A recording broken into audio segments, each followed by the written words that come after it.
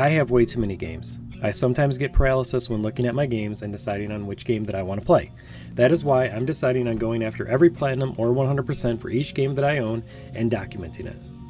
That way, I force myself to experience everything the game has to offer and bring you along for the ride. Hi, I'm Tim, and I run Game Break Media. Here, I talk about my love for the physical medium and how the digital landscape has let us down. Welcome to my little corner of the internet. Come chill with us.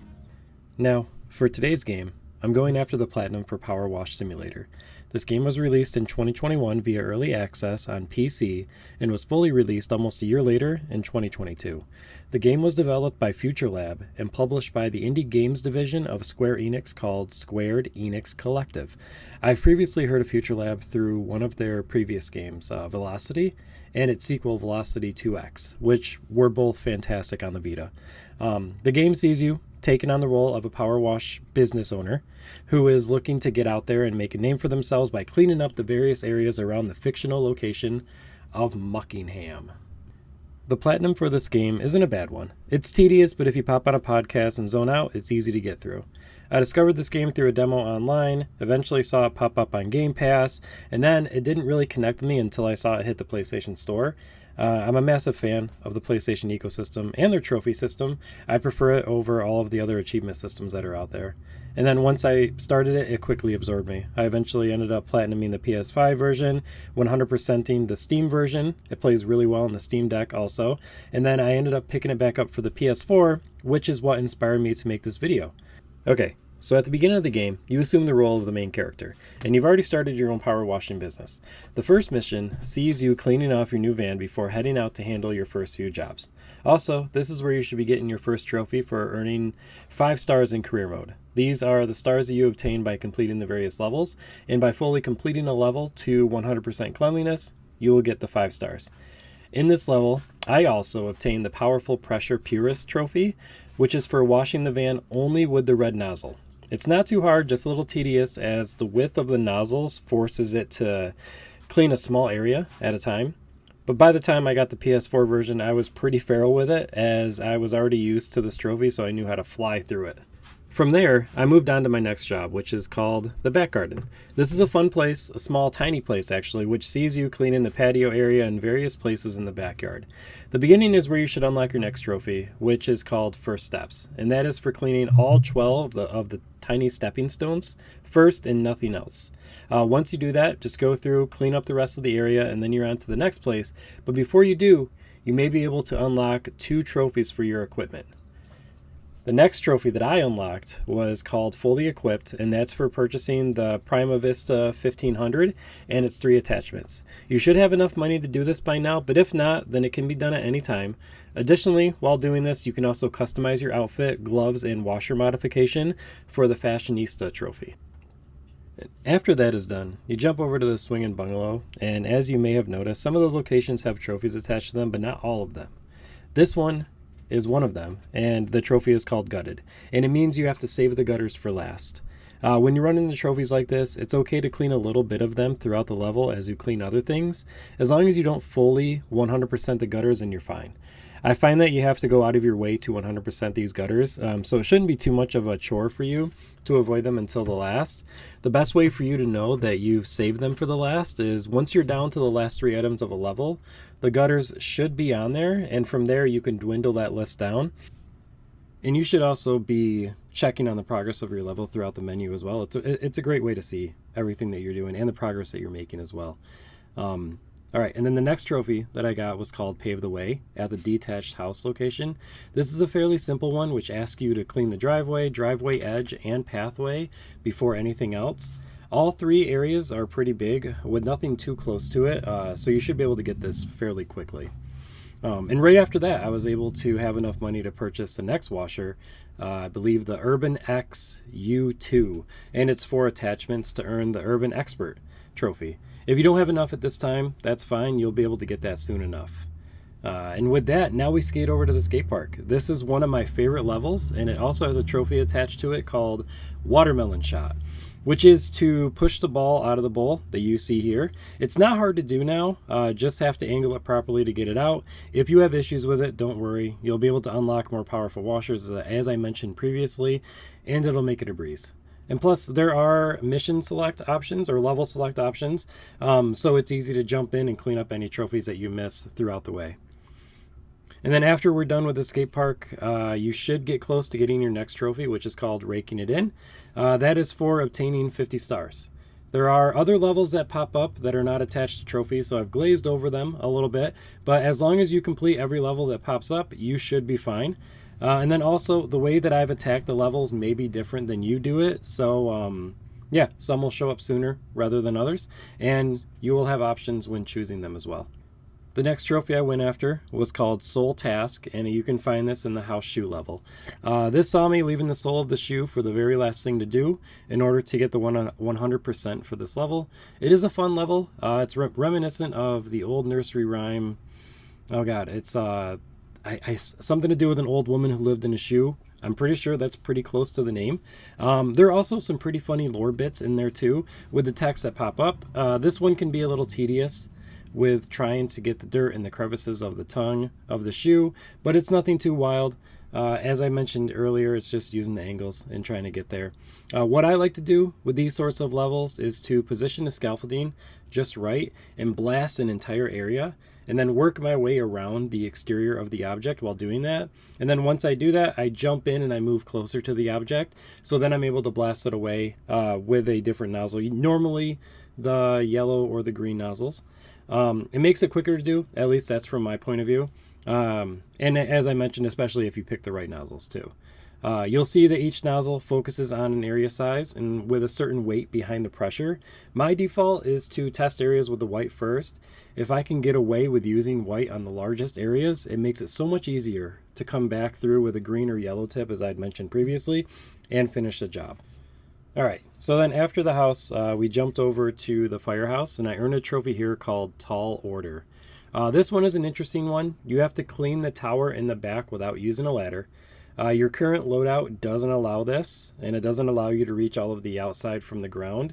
So you do have to play with the game physics in your favor through some trial and error.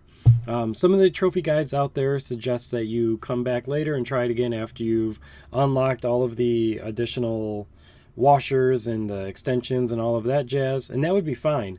But if you want a challenge, you can get it done in one go. It took getting the platinum on the PS5 and 100%ing the Steam version to get this done on the PS4. This is one of the larger locations that has a lot of wide open spaces, which is nice to pull out the white or yellow nozzle and just go to town. And with that, the next trophy was an easy one called Impeccable Balance. All you have to do is stand on this damn penny farthing for, I think, 10 seconds, and then it's yours. It's one of the easier trophies out there, which is funny because on PSN it's listed as a rare trophy with only 7% getting this. But then again, if you don't know what you're looking for, then you would never know to stand on this damn thing. And then from there, I jumped right back into the firehouse again. And that's for cleaning the fire truck. The trophy that I achieved here is called I Can See Clearly Now, and you have to complete the fire truck windows, windscreen, and wing mirrors first before anything else. It's not too bad, but can get a little tedious if you're using too big of a nozzle. I suggest hitting it with the green and then red after for the tighter spots that are around there. And then look at that, the next trophy I got again, back at the firehouse, and it's to clean the helicopter this time. The next trophy is called Live by the Blade, and it sees you completing the fire helicopter blades first.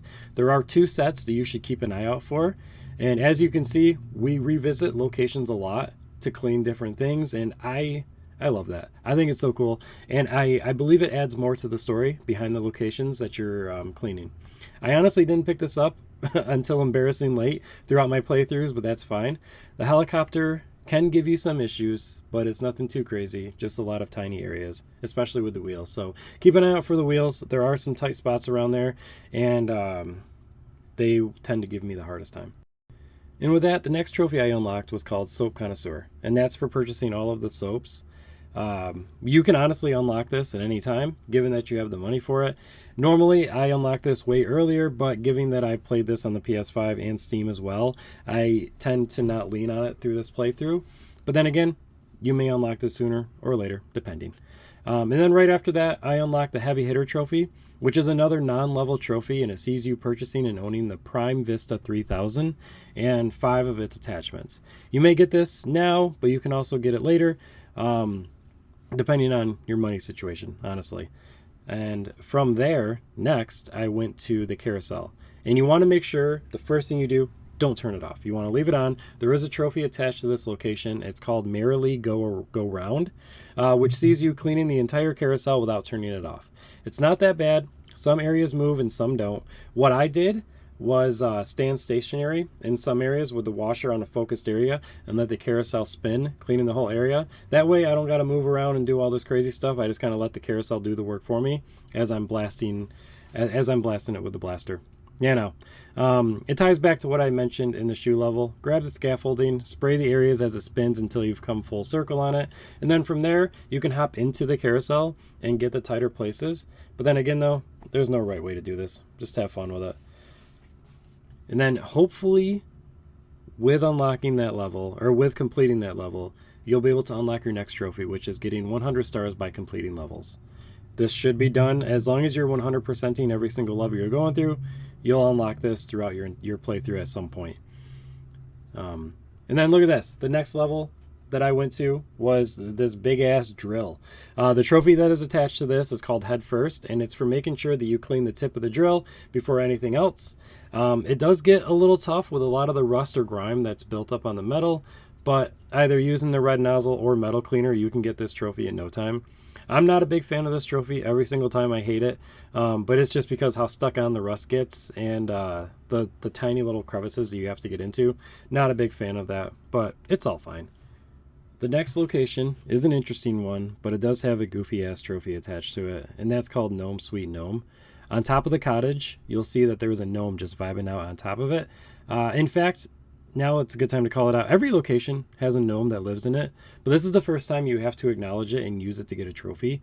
What you have to do is clean the cottage without the gnome falling off.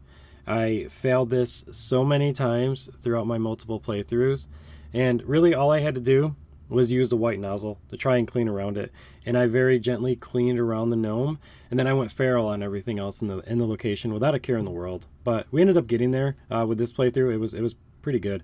Other than that, if the gnome does fall off, you can quickly quit and reload the level. You might be missing some of the areas that you have cleaned, but the gnome will still be up top. What I've discovered is as long as you don't 100% like certain different areas and you quickly back out and then reload back in, then those levels will get back to 0, but hopefully everything else will remain untouched.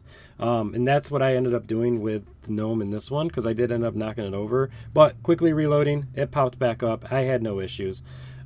You can also try to pick it up and carry it back and put it up there. I did it one time, but it ended up being so tedious that I just went back after the level to complete it, and then I redid it again. So yeah, not a bad level at all. With the next one, it is called Lantern Hunter, and it takes place in the treehouse. This is one of my favorite levels. You must complete all of the lanterns first before anything else, and they are pretty obvious and out there for you to see. Like I said before, I love this level because one of the big things, you can find big feet prints all over the damn level. I think it's so cool. I love these little bits of Easter eggs or lore that's building throughout the game. Side note, I am currently working on a lore video because there's so much to unpack there. And I just want to talk about it. Anyway, once you finish the lanterns, you'll be able to, you'll see that this level is a pretty damn big level. So what I do is I focus on the dirt above the structure first, get all of the scaffolding set up properly, and then I get below the decks and the stairs as well. You'll find that there's a lot of boards under the deck that may get missed. So I do this every single time. I hate it. But what I found that works is you're able to highlight the objects that you're missing. So you'll be able to go into the menu, find the exact object that you're trying to wash or that you're trying to see isn't 100%. If you click on it, it'll start flashing in the level. So that usually helps out, especially with this one, with the multiple boards that are underneath. It helps to call out the smaller pieces that you may have missed. All right, the next trophy is attached to another tedious level, and that's called the washroom. All you have to do here is save the toilets for last, and of course, the trophy is called Delaying the Inevitable. This includes the toilet themselves, their lids, and their seats. It's not a hard trophy to get, but the difficult areas that I ran into in this bathroom are the actual walls inside the toilet area. For some reason, I have the hardest time getting all the dirt off those goddamn walls. I'll even highlight the dirt left over, and it just won't show up no matter what angle you're looking at the walls. So what I normally do is I try to just blast the entire area of the wall. I usually start in one corner, go left to right, go down, all the way around, and then eventually it will unlock. It just takes a little bit of time, unfortunately. And from there, the next trophy I went after was called Coconut Dodge. This was at the Fortune Teller Wagons level. Fun fact, this trophy is named after one of the developers' other games called Coconut Dodge. But anyway, this trophy sees you knocking down all of the coconuts in the level. They're in this random stall around the map, not too hard to find. All you got to do is take your nozzle and knock them down in their little coconut chins. This level has various amounts of tedious moments in it due to the tight spaces. My problem areas that I had were the sides of the wagon and the steps. It's always those damn steps, man. Especially underneath, trying to get the little tight areas. It's always a challenge. I'm not a fan, but it's whatever. Other than that, good level, great level. It's fun. The next trophy I went after was called Shine Bright. You can find this in the Helter Skelter level. This is a fun little level where you have to get all of the lights first. When I say fun, it is with a little bit of sarcasm. They are on the strips that are up and down the ride, and they're across the top area. I've definitely failed this several times in my other playthroughs and had to restart the level after I finished it.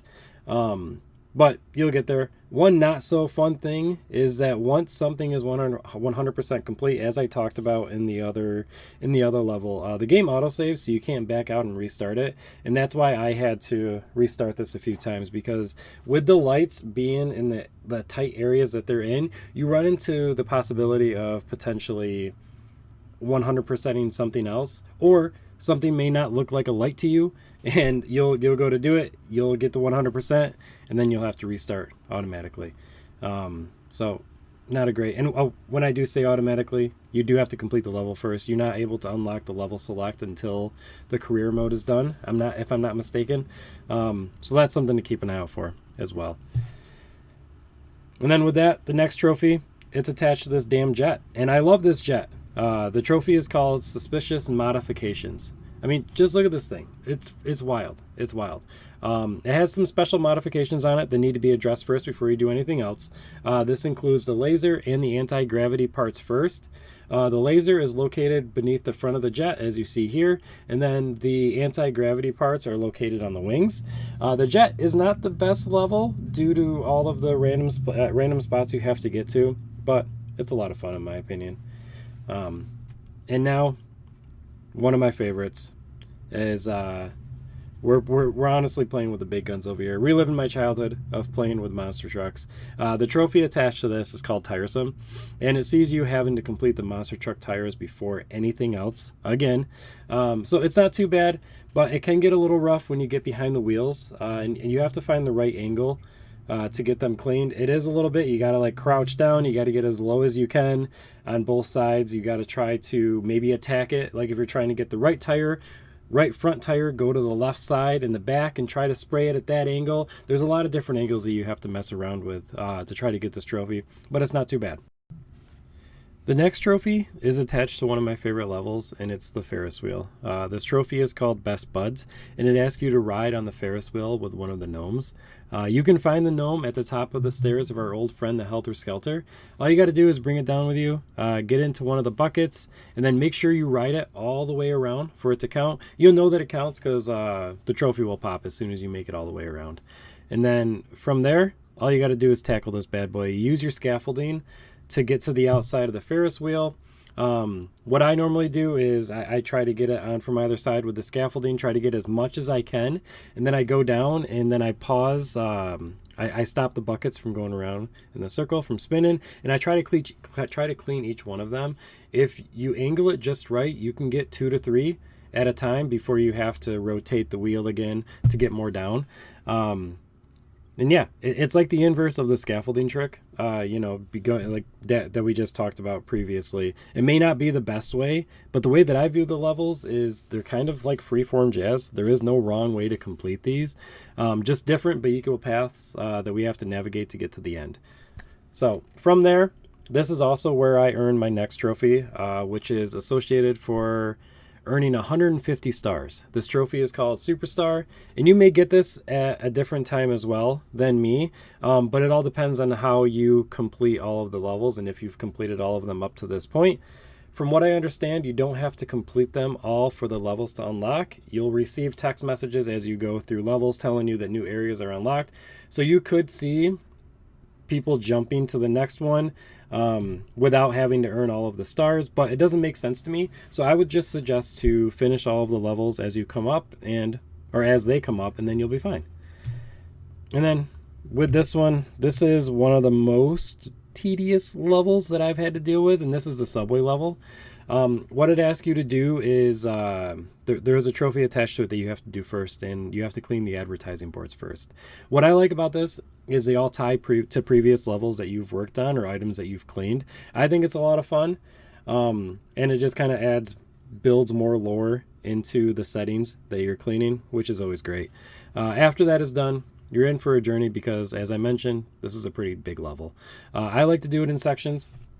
You'll see, like with the long runways or like the long pathways or whatever, they're broken up into sections as well. So what I like to do is identify where the section breaks and then start cleaning that. I usually break it off into little 4 different sections and then go from there. As long as you pop on a podcast, or if you have music going, or if you just like the sound of the damn washer running, it's whatever. You'll be able to get through this. It's not that bad. And then from there, the ancient statue. It looks really intimidating, but it's not once you get the groove of it. There is a trophy that's attached to this level, and you have to knock over 4 buckets that are within the level. Not too hard. They are easily placed throughout the map, and all you have to do is hit them with your spray, and boom, they're done. The tip for me for tackling this level is to use the bigger nozzles first, and then blast all of the areas from the bottom, and then on the scaffolding, and then going up to the top. You're able to use the yellow or green one to get the most effect, especially within the crevices. My problem areas with this level were around the face and the necklace. And then also one tip that I would like to give is don't confuse the ancient statue and then the ancient monument, because those are 2 levels, and then there's also trophies attached to both of them. We'll talk about the ancient statue after this, or the ancient monument after this, but yeah, I did that too, and I ended up wasting a lot of time by mixing the 2 up. So remember, just for this level, knock over the 4 buckets, and that's it. But as I was talking about, we're over to the ancient monument, and there's a trophy attached to this called Delicate Excavation, and that sees you having to clean the entire damn thing with the white nozzle only. It's definitely not hard to do. A lot of it isn't caked on, thankfully, so it's more so about making sure you don't accidentally switch to the next one and spray, because as soon as you do that, it breaks it for you, and you have to restart the level over again, unfortunately. My problem areas with this one were definitely like around the fingers and the crevices due to the folded fingers, but like I said, once you get in there, you're able to hit it from different angles, you're good to go. Jumping over to the fishing boat for the next one, and it's called All Hands on Deck for this trophy.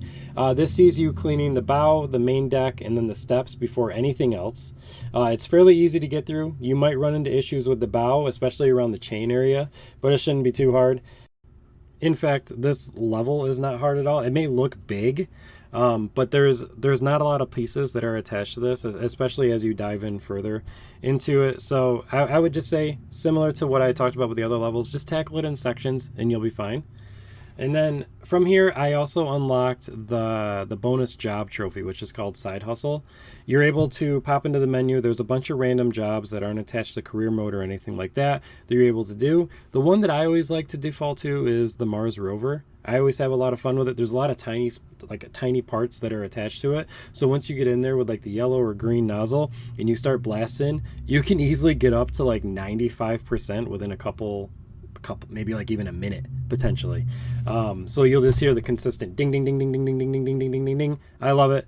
One thing to call out though, there is a mystery hatch hidden off to the side that you need to complete. So make sure you keep an eye on that. You'll be able to see the little feet prints walking over there. It's not too bad.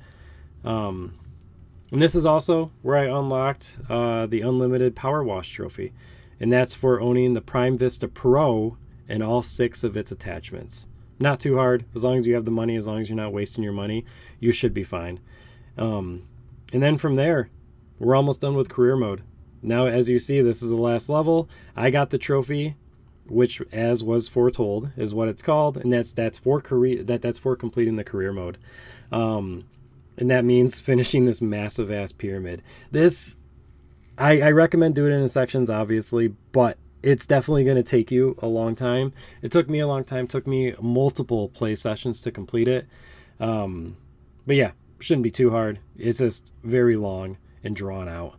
And then with that, the career mode is complete. And all we have to do is clean up any missions that you may have missed. There might be some outstanding trophies that you have to get that we have previously gotten before that you may have missed by accident or made a mistake on, which is fine. You can always go back and do that. And then with that, the next one I got was the challenge mode trophy, going for gold. This saw me getting 1 gold medal in the challenge mode.